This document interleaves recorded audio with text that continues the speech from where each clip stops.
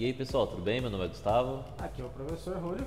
Hoje a gente está aqui para mais uma aula, certo, do curso de AST, e o conteúdo de hoje é elétrica básica. A gente vai mostrar para vocês aí algumas diferenças entre as tomadas no mundo aí, né? A gente vai mostrar também o funcionamento do filtro de linha, estabilizador, no break, explicar um pouquinho as diferenças, funcionalidades de cada um, suas aplicações, certo? Isso, lembrando que a aula de elétrica não é para um eletricista, e sim para um cara que trabalha com informática. Então, todos os aparelhos que nós vamos comentar sobre tomadas vai ser mais apropriado ao técnico de informática, tá? Nós não vamos ensinar a montar uma tomada de parede. Exato. Certão? Espero que vocês gostem aí, certo? Qualquer dúvida, tem os nossos e-mails aí na descrição do vídeo, só mandar uma mensagem lá pra gente. Bora para a aula. Então, pessoal, começando aqui, a gente vai falar um pouquinho sobre as tomadas, certo? Tanto aqui no Brasil quanto no mundo. Certo, como vocês podem ver aqui em cima, nós temos vários tipos de tomada, certo? Já está em destaque aí o nosso padrão brasileiro, certo? E a gente só vai comentar um pouquinho, pois se você sair do país, você precisa estar atento, pois o seu aparelho aqui pode não funcionar por causa de uma falta de um adaptador, por exemplo. É um problema que as pessoas enfrentam aí, certo? Claro que atualmente não está acontecendo muito essa questão das viagens e tudo mais, mas é importante você estar atento, e até porque também a questão da, como que eu posso dizer, se a sua tomada é antiga na sua casa, se ela for antiga, ela não vai ter esse padrão novo aí que a gente está mostrando, que é o padrão brasileiro. Até uns certos anos atrás a gente utilizava o padrão global, certo? Então assim, é interessante você observar as diferenças, porém a gente vai focar mais no padrão brasileiro, certo? Para quem é um pouco mais antigo, como eu aí, vai lembrar que nós tínhamos apenas 2 furos na tomada. Esse modelo aqui nós temos 3 furos. Por que a diferença? O furo do meio é conhecido como terra, tá? Precisa do terra para funcionar o eletrônico? Não precisa, tá? Mas hoje o padrão obriga que todas as tomadas e todas as casas que sejam construídas contenha o terra. Tá? Então todo eletrônico precisa ter o terceiro pino. Aqui no Brasil a realidade é que não tem o terra nas casas, né? A gente assim, na maioria das casas aí, padrão baixo, a gente pode falar casa de pessoas comuns, é muito difícil você ver aterramento aí na rede inteira da pessoa.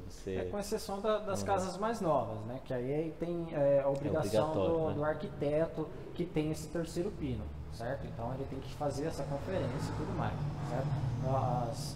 As construtoras são obrigadas a colocar o terra, tá? Então as novas têm, mas as antigas a maioria não tem mesmo. Certo.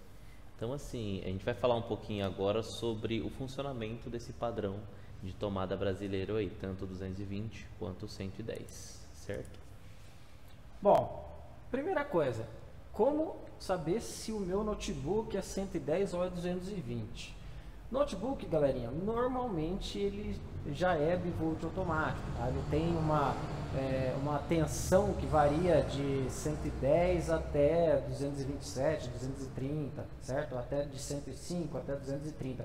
Tem um pouquinho de variação aí. Então, automaticamente ele identifica a energia que está entrando e já faz toda a transformação por dentro da fonte do seu notebook. Tá? Certo.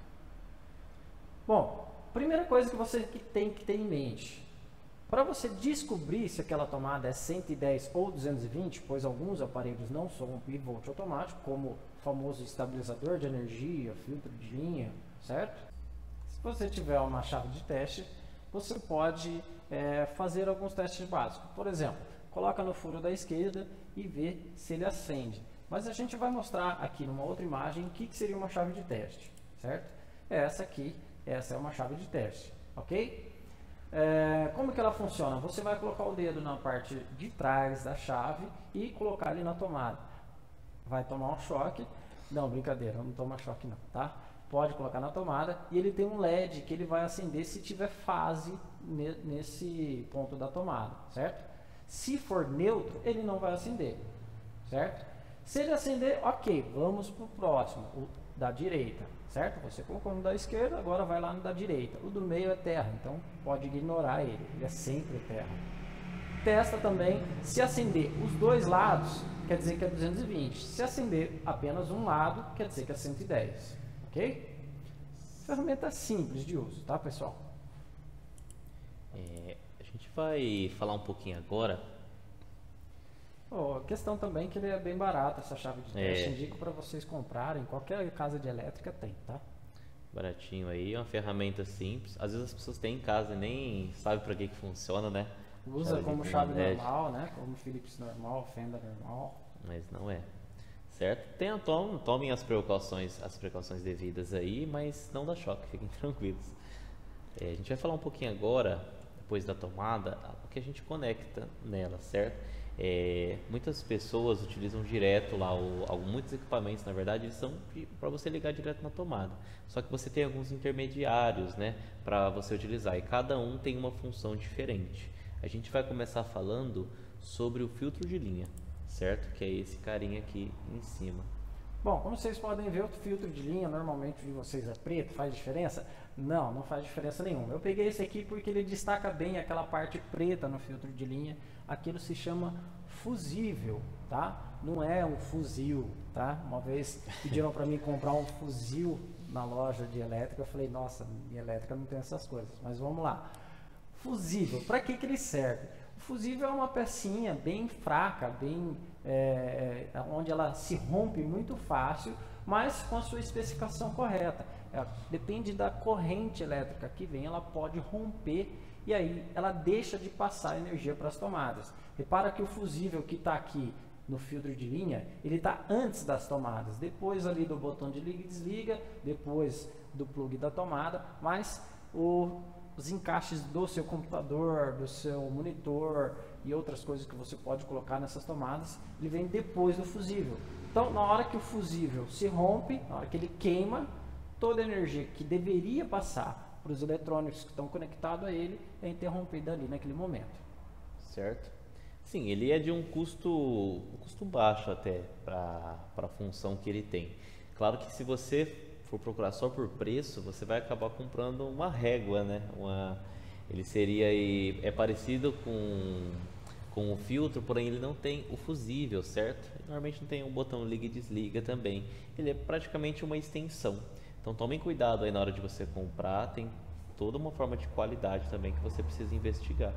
Bom, lembrando também que o fusível, se ele queimar, é um absurdo de caro, né? Mais ou menos em torno de R$1 ou menos, certo? E um filtro de linha ou estabilizador de energia que muita gente tem em casa custa de 45 a 75 reais, é uma diferença bem grande. Exato, certo? Depois a gente vai falar um pouquinho do estabilizador. A gente vai pegar agora e falar do no break, certo? Não sei se vocês já viram, ele é um pouquinho uso mais comercial, a gente vai dizer empresarial, né? Então, como funciona o no break?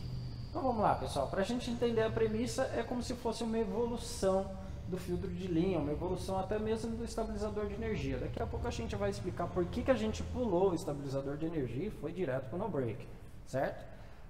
Entenda a seguinte premissa, ele tem uma bateria dentro dele.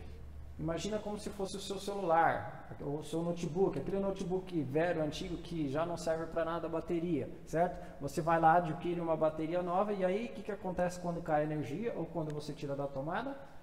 Nada, a bateria segura o notebook ligado, certo? O no break ele funciona praticamente da mesma forma, você põe o no break na tomada e o seu computador no break. Acabou a energia, o que acontece?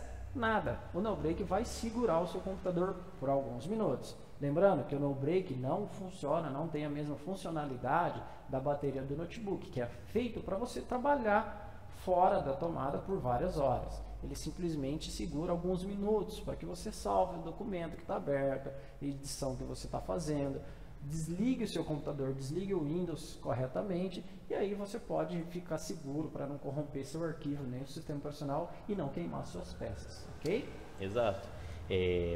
Tem lugares, tem empresas aí, né? A maioria, se você for pegar a empresa que tem servidores, você obrigatoriamente precisa ter um sistema de energia bem desenhado ali, bem feito e os no breaks trabalhando correto, porque se você para, de repente, vou dar até o exemplo aqui da escola, a gente tem o nosso servidor, ele não pode parar. Então, às vezes a queda de energia é 10, 15 minutos. Então, enquanto esse tempo aí, o servidor a gente consegue manter ele ligado somente através do no break. Principalmente a energia aqui no Brasil, que não é aquelas coisas, né? Pensar. Então, vira e mexe, acaba ficando aí 2 segundos, 3 segundos, que já é suficiente para os aparelhos que nós temos no mercado não segurar. O no-break, ele já segura aí por uns 10, 15 minutos, aí é bem eficaz nessa situação. É lógico, nós estamos falando de no-break para computador, para desktop, nós não estamos falando para servidor. Para servidor é outro tipo de no-break, tem no-break de hack, a gente não vai entrar muito nesses detalhes, ok? Certo. E por último aí que a gente deixou é o famoso estabilizador. Provavelmente você tem um aí na sua casa, já viu, ele estrala bastante, né, dependendo de como tiver sua rede aí, certo? O que você tem para falar aí, Julio, sobre o estabilizador? Bom, por que a gente deixou o estabilizador por último?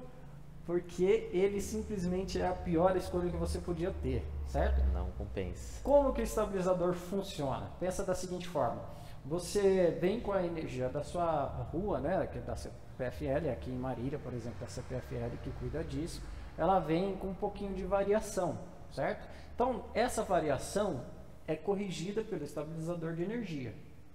Beleza, ótimo, maravilha, ele corrige um problema, sim. Só que o tempo que ele demora para corrigir esse problema hoje é insuficiente em comparação de uma fonte de um computador, por exemplo.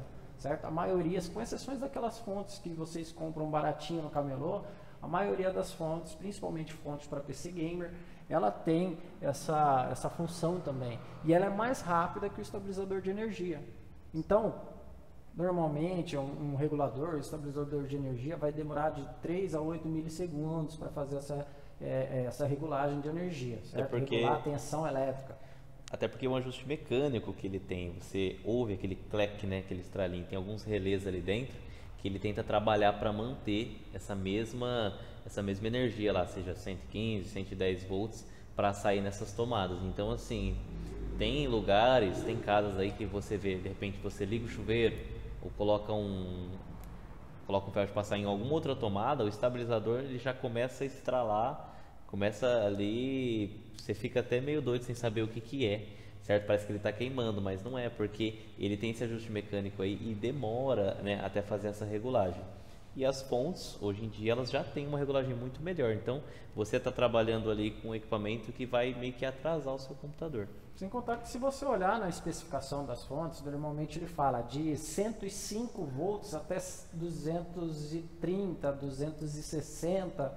Fala, professor, mas 105 não é 110, não é 127 o correto da tomada? Sim, mas ele consegue regular com 105, já é total suficiente para funcionar com isso. E até 230, alguns até um pouco mais, ele consegue reduzir e trabalhar com a tensão correta, ok? Então, por que a gente deixou por último o estabilizador de energia? Porque se você tem, joga fora, não presta para nada hoje. Certo, compensa mais ou um filtro de linha ou de repente ligar direto na tomada ali, porque você vai ter um desempenho melhor, certo, do que se você tivesse com o estabilizador aí.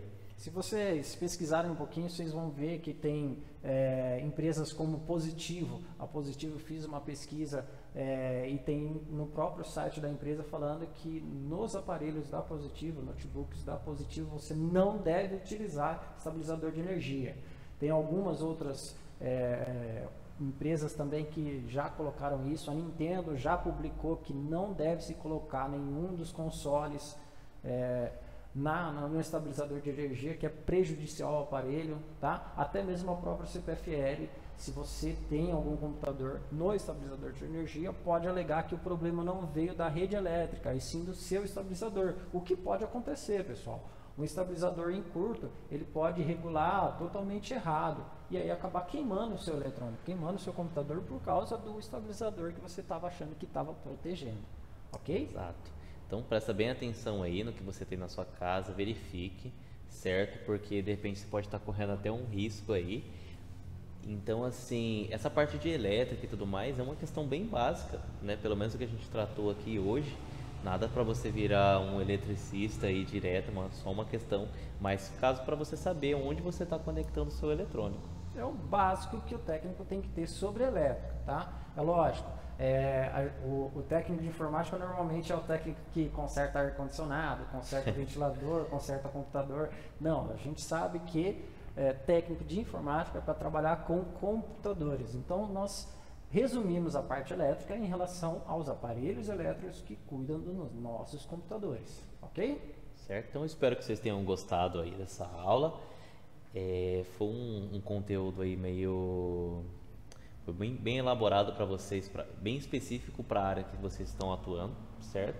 A gente está preparando mais coisas aí, vocês podem aguardar. A gente vai deixar os e-mails na descrição do vídeo, caso vocês queiram tirar alguma dúvida, entrar em contato com a gente. E lembrando também, logo, questionário, tá? Não deixa de fazer, isso conta muito.